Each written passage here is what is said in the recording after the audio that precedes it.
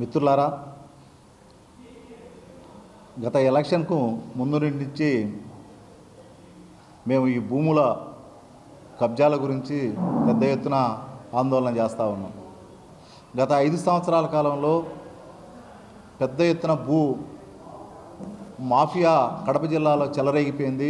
దానికి జగన్మోహన్ రెడ్డి సహకారంతో, ఆయన అండదండలతోనే ఈ జిల్లాలో భూ మాఫియా జరిగింది అని చెప్పి మేము చాలా వివరాలను బయటపెట్టడమే కాదు, ఎన్నికల సందర్భంగా చంద్రబాబు నాయుడు కడప జిల్లాకు వచ్చినప్పుడు ఆయన దృష్టికి తీసుకోవడం కానీ, లేకపోతే లోకేష్ గారు దృష్టికి తీసుకోవడం కానీ, కడప నగరంలో జిల్లాకు సంబంధించినటువంటి అనేక భూ సమస్యలను తెలుగుదేశం పార్టీ జిల్లా అధ్యక్షులు శ్రీనివాసరెడ్డి గారి దృష్టికి తీసుకోవడం కానీ, లేకపోతే ఉపాధ్యక్షులు తెలుగుదేశం పార్టీ రాష్ట్ర ఉపాధ్యక్షులు పుత్తా నరసింహారెడ్డి గారి దృష్టికి తీసుకోవడం కానీ అన్ని ప్రయత్నాలు చేశాం. ఈ భూమాఫియాకు రిజిస్ట్రేషన్ మాఫియా పెద్ద ఎత్తున సహకరించింది అని చెప్పి మేము ఆధారాలతో సహా డిఐజీ గారికి ఇచ్చాం. డిఐజీ గారు ఎంక్వైరీ చేస్తానని చెప్పి 4 నెలల నుంచి ఇదే మాట చెప్తా ఉన్నారు. మాకు 4 నెలలు అయింది. ఎంక్వైరీ జరిగింది. ఎంక్వైరీ జరిగితే ఎంక్వైరీలో తప్పులు చేశారని చెప్పి వాళ్ళే ఒప్పుకుంటా ఉన్నారు. కలెక్టర్కి రాసినటువంటి రిపోర్ట్లో కూడా, అంటే జిల్లా రిజిస్టర్ కానీ లేకపోతే డిఐజీ శివరాం గారు కానీ కలెక్టర్ రాసినటువంటి రిపోర్ట్లో సుందరేశన్ గారి మీద చాలా స్పష్టంగా రిపోర్ట్ పంపించారు. ఇదో వీటిల్లో తప్పు చేశాడు కాబట్టి రూరల్ నుంచి అతన్ని మళ్ళీ యథాస్థానంలోకి ట్రాన్స్ఫర్ చేస్తూ, అంటే ఆయన సీనియర్ అసిస్టెంట్, సీనియర్ క్లర్క్ పోస్ట్లోకి మళ్ళీ రిటర్న్ పంపించి ఇక్కడ లేకుండా కమలాపురం పంపించామని చెప్పారు. తర్వాత జిల్లా రిజిస్టరు మేము చెప్పాం, తిరుపతిలో అజరాన్ మఠం భూములు పెద్ద ఎత్తున ప్రముఖ పత్రికా ఈనాడులో పెద్ద ఎత్తున స్టేట్ పేజీలలో వచ్చింది. దాని డాక్యుమెంట్స్ నెంబర్తో సహా మేము లోకేష్ గారికి, తర్వాత రెవెన్యూ మినిస్టర్ గారికి పంపించాం. తర్వాత కడపలో జరిగినటువంటి ప్రొద్దుటూరులో కానీ, కడపలో కానీ, సీకేదిన్నెలో కానీ, బద్వేల్లో కానీ ఇట్లా జిల్లా వ్యాప్తంగా జరిగినటువంటి అనేక విషయాల్ని, అనేక డాక్యుమెంట్స్ని మేము పంపించాం. రెవెన్యూ మినిస్టర్ పంపించాం, లోకేష్ గారికి పంపించాం. ఇప్పటి వరకు దాని మీద ఇంకా ఒక స్పష్టత రాలేదు. కానీ అదే అధికారులను తీసుకొచ్చుకోవడానికి ఒక ప్రయత్నం జరుగుతున్నట్టు మా దృష్టికి వచ్చింది. అందుకనే తక్షణం ఒక కార్యాచరణలోకి పోవాలని చెప్పి అనుకోవడం జరిగింది. మళ్ళీ ఒక లెటర్ను ఈరోజు లోకేష్ గారికి అలాగే రెవెన్యూ మినిస్టర్ గారికి పంపిస్తూ ఉన్నాం. మళ్ళీ వాళ్ళను అదే పనిగా విజయవాడకి వెళ్ళి కలవాలని చెప్పి కూడా అనుకుంటా ఉన్నాం. ఇది సాధ్యం కాదు. మళ్ళీ అదే అధికారులను తీసుకొచ్చుకొని అదే పద్ధతుల్లో మళ్ళీ మేము గత ప్రభుత్వంలో చేసిన పొరపాట్లనే ఈ ప్రభుత్వంలో కూడా చేస్తామనేటువంటి ధోరణి కనబడితే మటుకు రేపు నెల 15వ తేదీ నుంచి ప్రత్యక్ష ఆందోళనకి పోవాలని చెప్పి మేము నిర్ణయించుకున్నాం. దుర్మార్గమైనటువంటిది ఏంటంటే, కడప సిఎస్ఐ బిషప్ తోటి ఒక కొల్లీడై పివిఎన్ బాబు గారు ఆ చర్చికి సంబంధించినటువంటి ఎకరా 20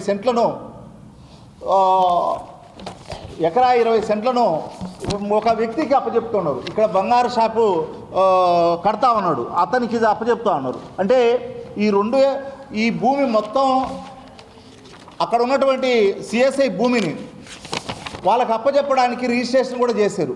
సిఎస్ఐ మినిట్స్ బుక్లో 30 లక్షలు పివిఎన్ బాబుకు సుందరేశన్కి ఇచ్చినట్టు రిజిస్టర్లో రాసుకున్నారు. ఇదే మేము చెప్తున్న మాట కాదు, లేకపోతే ఇంకోటి వాళ్ళ రిజిస్ట్రేషన్లో ఉంది. రిజిస్టర్ బుక్లో రాసుకున్నారు 30 లక్షలు ఇచ్చినట్టుగా, లంచంగా ఇచ్చినట్టుగా. అది ఎంక్వైరీ జరిగితే తెలిసిపోద్ది. తర్వాత సుందరేశన్కు ఎకరా చిల్లర వేరే వాళ్లకు చేస్తే ఆ కానిస్టేబుల్ని జైలుకు పంపుతారు, సుందరేశన్ను జైలుకు పంపరు. సుందరేశన్ మీద ఎట్లాంటి యాక్షన్ ఉండదు.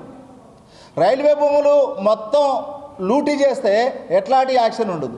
తెలుగంగ ఆఫీసును వెంచరేస్తే ఎట్లాంటి యాక్షన్ ఉండదు. బుక్కంకను 42 ఎకరాలను మొత్తం కబ్జా చేసి వెంచరేస్తూ ఉంటే ఎట్లాంటి యాక్షన్ ఉండదు. ఈ ప్రభుత్వమైనా చేస్తుందని ఆశిస్తూ ఉన్నాం.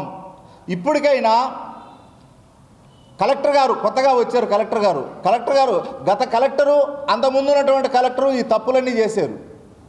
వాటన్నిటి వెలికి తీస్తామని చెప్పి తెలుగుదేశం పార్టీ మొదటి నుంచి చెప్తాంది, దాన్ని స్వాగతిస్తూ ఉన్నాం. తీయాలని చెప్పి కోరుకుంటా ఉన్నాం.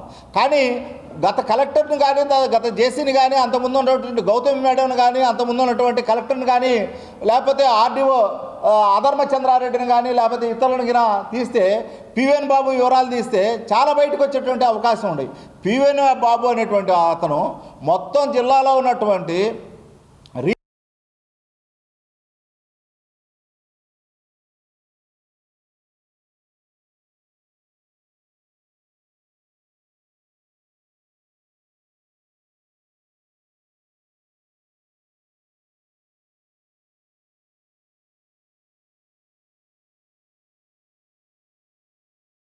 అట్లా జరపకపోతే ఈ నెల 30వ తేదీన ఒక వినూత్నమైనటువంటి కార్యక్రమం, మొన్ననే పాలాభిషేకం చేశాం ఎవరికి, మన పివిఎన్ బాబు గారికి. రేపు అది శ్మశానంలో కట్టారు, అక్కడ రిజిస్టర్ ఆఫీస్ శ్మశానంలో జరుగుతూ ఉంది. అక్కడ ఒక దిష్టి బొమ్మను కూడా అక్కడ పూడ్చాలని చెప్పి మేము అనుకుంటూ ఉన్నాం. అంటే అవినీతిని ఎట్లయితే పూడ్చాలనో అక్కడ ఆ రకమైనటువంటి పద్ధతిలో వినూత్నమైనటువంటి నిరసన కార్యక్రమం చేస్తాం. రేపు నెల 15వ తేదీ నుంచి సిఐసిఐ మీద, అలాగే సిఐసిఐలో పెద్ద ఎత్తున పాల్గొన్నటువంటి సుందరేశన్ కానీ లేకపోతే కర్ణాటక నుంచి ఇక్కడ వచ్చి వ్యాపారాలు చేస్తున్నటువంటి స్వీట్ హోమ్స్ సంబంధించినటువంటి వెంకటేష్ మీద కానీ లేకపోతే ఇట్లా చాలామంది దీనికి సంబంధించినటువంటి వాళ్ళు పెద్ద ఎత్తున 100 కోట్లు, వీళ్ళ ఎన్నికల్లో కూడా డిప్యూటీ మేయరు విచారణలో మేము నేరుగా బాధితుల దగ్గర పోయినప్పుడు వీటన్నిటికీ కారణం డిప్యూటీ మేయర్ ఉన్నాడు అని చెప్పి, అంటే ఈ వెంకటేషన్ కల్లా ఈ సుందర్ అనేటువంటి ఆయన వెనకల్లా వీటన్నిటి వెనకల్లా ఆయన ఉన్నాడు అనేటువంటిది కూడా ఒక చర్చ జరుగుతూ ఉన్నది. అది వాస్తవా కాదా అనేటువంటి నిర్ధారణ చేసుకోవాల్సినటువంటి అవసరం ఉంది. నిర్ధారణ కావాలంటే ఎంక్వైరీ జరగాలి. ఎంక్వైరీ జరగాలంటే నిష్పక్షపాతంగా ఈ రోజునటువంటి కొత్తగా అధికారంలోకి వచ్చినటువంటి ప్రభుత్వం చేయాలని చెప్పి విజ్ఞప్తి చేస్తా ఉన్నాం.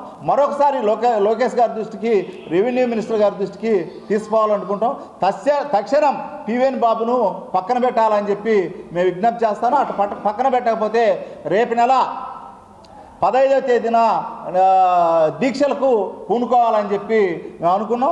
ఆ తర్వాత కలిసి వచ్చేటువంటి రాజకీయ పార్టీలను, కలిసి వచ్చేటువంటి ప్రజా సంఘాలను అందరినీ కూడా కలుపుకొని ఓ పెద్ద జిల్లా వ్యాప్తమైనటువంటి ఉద్యమాన్ని తీసుకురావాలి. జిల్లా అభివృద్ధి అంటే ఏదో ఒక రోడ్డు వేయటమో లేకపోతే సర్కిల్ నిర్మించడమో కాదు, ప్రజల ఆస్తులను కాపాడటమే జిల్లా అభివృద్ధి.